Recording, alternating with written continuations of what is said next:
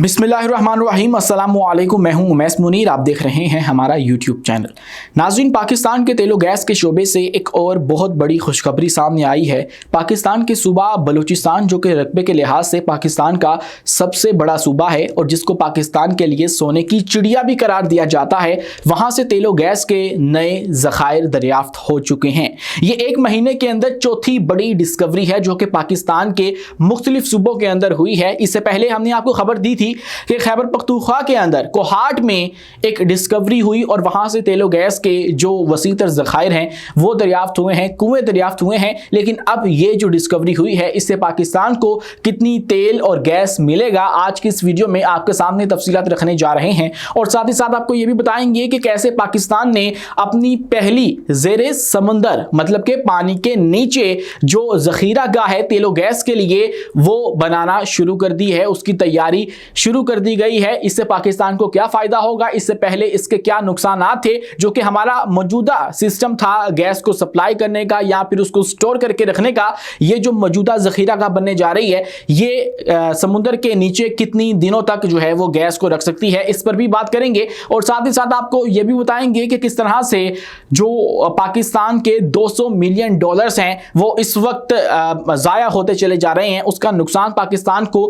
रोज़ ब रोज़ उठाना पड़ रहा है और कैसे पाकिस्तान ये अपने 200 मिलियन डॉलर्स जो हैं वो वापस बहाल कर सकता है, उसकी जो आमदोरफ्त थी वो बहाल हो सकती है, कैसे पाकिस्तान को जो है वो इससे फ़ायदा हासिल होगा, कौन सा वो काम है जो कि करना होगा पाकिस्तान को, इन सब पर बात करेंगे। लेकिन आगे बढ़ने से पहले हमारी आपसे दरख्वास्त है कि इस चैनल को लाइक करें, सब्सक्राइब करें और बेल आइकन को दबाना हरगिज़ मत भूलें ताकि हर नई आने वाली वीडियो आप तक बर वक्त पहुँच सके। नाज़रीन, सबसे पहले बात कर लेते हैं उस डिस्कवरी की जो कि हालिया पाकिस्तान के अंदर हुई है। ये एक महीने के अंदर चौथी बड़ी डिस्कवरी बताई जा रही है जो कि बलूचिस्तान के अंदर से हुई है। इससे पहले चागी और दीगर जो मकामात हैं बलूचिस्तान के अंदर, वहां से आप लोग सुनते रहे होंगे कि वहां से तेल और गैस के किस तरह से ज़खायर जो हैं वो दरियाफ्त होते हैं और उनको निकाला जाता है, फिर पाकिस्तान जो है वो उसको किस तरह से डील करता है, वो एक अलग मामला है। लेकिन अब की बार जो डिस्कवरी हुई है वो माड़ी एनर्जीज एक कंपनी है, उसने बलूचिस्तान के ज़िला डेरा बुगटी में गैस के नई जो दरियाफ्त है उसका ऐलान कर दिया है। इससे पहले OGDCL ने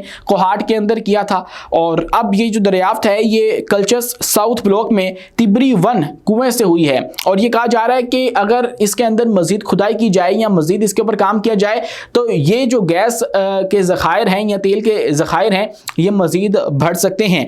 नाज़रीन, इसी के साथ अगर मैं आपके सामने मजीद तफसीलात रखूँ तो ये पेशरफ पाकिस्तान की जो मुकामी तवानाई है उसके वसाइल को बढ़ाने की कोशिशों का एक हिस्सा है। और ये काम जो SIFC पाकिस्तान का एक स्पेशल इन्वेस्टमेंट फैसिलिटेशन काउंसिल का इदारा बनाया गया था, उसकी बदौलत बताया जा रहा है कि मुमकिन हो सका।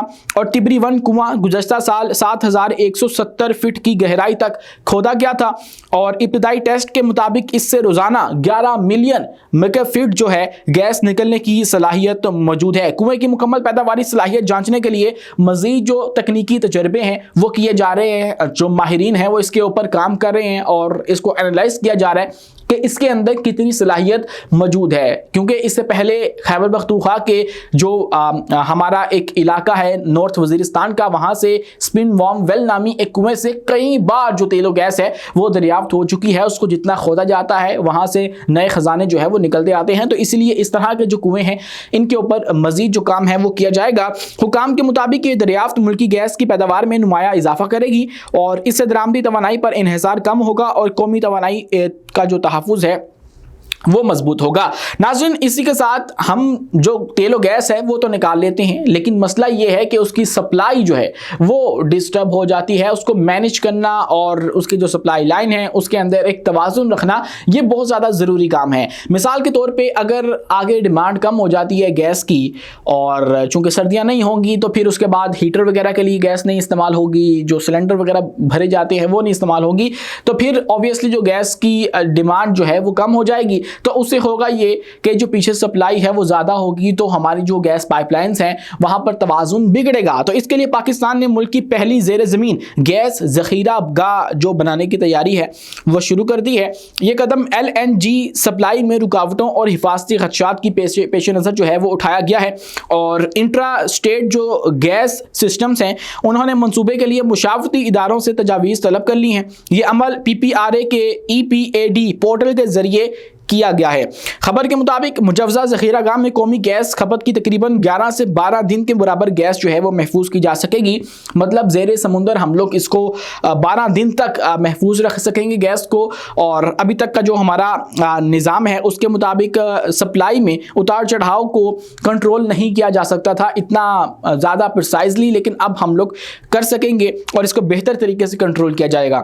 اس وقت پاکستان کے پاس گیس ذخیرہ کرنے کا کوئی مستقل نظام موجود نہیں ہے جی, اور ملک کی سپلائی میں توازن کے لیے پائپ لائن پیک اپ کو جو ہے وہ استعمال کیا جاتا ہے. ماہرین کے مطابق لائن پیک پر زیادہ انحصار غیر مؤثر ہوتا ہے اور خطرناک بھی ثابت ہو سکتا ہے, اور اس کی وجہ سے جو LNG نظام ہے اس میں دباؤ 5 ارب مکعب فیٹ سے تجاوز کر جاتا ہے. یہ سطح ترسیلی نیٹ ورک کے لیے خطرناک سمجھی جاتی ہے. اسی لیے ہم لوگوں نے جو ایک الگ سے ذخیرہ گاہ ہے وہ بنانے کا فیصلہ کیا ہے, اور ہمارے پاس ایک ہی سمندر ہے کراچی کا, تو ممکن ہے کہ یہ وہیں پر قائم کی جائے گی. اس کے نیچے ہی جو یہ ذخیرہ گاہ ہے وہ بنائی جائے گی. جیسے ہی مزید تفصیلات سامنے آئیں گی وہ بھی ہم لوگ آپ کے سامنے رکھیں گے. ناظرین, اسی کے ساتھ پاکستان اور افغانستان کی جو لڑائی ہے اس کا آپ سب کو پتہ ہے, اور اس سے جو نقصان ہو رہا ہے وہ بھی آپ سب کو بخوبی علم ہے. نہ صرف افغانستان کو بلکہ پاکستان کو بھی خاصا اس سے نقصان پہنچا ہے, اور نقصان کچھ یوں پہنچا ہے کہ ہم لوگ بہت سی ایکسپورٹس جو ہیں وہ افغانستان کو کیا کرتے تھے. مطلب ایک مثال اور ایک خبر جو سامنے آئی ہے اس کے مطابق دوا سازی جو فارماسیوٹیکل پروڈکٹس ہوتی ہیں اس کی برآمدات 150 سے 200 ملین ڈالر تھی, اور وہ شدید طریقے سے متاثر ہو چکی ہے, کیونکہ پاکستان اور افغانستان کے جب معاملات خراب ہوئے, ایک جھڑپ ہوئی, اس کے بعد مذاکرات ہوئے, تو اس دورانیے کے دوران جو 3 ماہ ہو چلے اس کو بارڈرز بند تھے. چمن بارڈر اور تورخم بارڈر بند تھا. وہاں سے جو گاڑیاں ہیں, کنٹینرز ہیں, وہ مال لے جا نہیں سکتی تھی, لا نہیں سکتی تھی, کیونکہ اس کا فائدہ جو ہے وہ شرپسند عناصر اٹھاتے ہیں جو کہ پاکستان کے اندر تخریب کاری کی پلاننگ کرتے ہیں اور ارادہ رکھتے ہیں یہ کرنے کا. تو اس لیے ہم نے یہ جو ٹریڈ ہے وہ بند کر رکھی تھی افغانستان سے. افغانستان کو جتنا نقصان ہوا وہ تو سب کو پتہ ہے, لیکن پاکستان بھی خاصا جو ہے وہ متاثر ہوا ہے. اور یہ صورتحال تورخم اور چمن بارڈر جو ہے وہ 3 ماہ کے بند ہونے کے بعد ہوئی ہے. افغانستان پاکستان کی دواؤں کی سب سے بڑی منڈیوں میں سے ایک تھا. کل برآمدات کا تقریباً 35% حصہ اسی ملک کو جاتا تھا. اگر ہم لوگ افغانستان کے ساتھ دوبارہ سے ٹریڈ اوپن کر لیتے ہیں تو اس سے 150 سے 200 ملین ڈالر کا جو فائدہ ہے وہ پاکستان کو ہوگا. بارڈر بند ہونے سے دواؤں سے جو لدے ٹرک ہیں سرحدوں پر پھنس چکے ہیں. اس سے پاکستانی فارماسیوٹیکل کمپنیوں کو شدید مالی نقصان پہنچ رہا ہے اور وہ کیش فلو کے مسائل کا سامنا کر رہی ہیں. سابق چیئرمین PPAM ڈاکٹر کیسر وحید کے مطابق اس رکاوٹ نے پاکستان کے برآمدی اہداف کو شدید خطرے میں ڈال دیا ہے. ملک کے لیے مالی سال 2025 اور 26 میں 1 ارب ڈالر کی برآمدات حاصل کرنا مشکل ہو چکا ہے جو کہ ہدف تھا. ڈاکٹر وحید کا کہنا ہے کہ پاکستان صرف منڈی کھونے کے قریب نہیں ہے بلکہ عملی طور پر منڈی کھو چکا ہے. اس سے فارما ایکسپورٹس کی ترقی کی رفتار پر بڑا سوالیہ نشان لگ گیا ہے. اگر بارڈر کھلتے ہیں تو پاکستان آسانی سے 1 ارب ڈالر کا جو ہدف ہے وہ حاصل کر سکتا ہے. میڈیکل ڈیوائسز, سرجیکل سامان اور غذائی سپلیمنٹ شامل ہوں تو یہ رقم مزید بڑھ سکتی ہے. مالی سال 2025 میں پاکستان کی فارما برآمدات 457 ملین ڈالر تک پہنچ گئیں.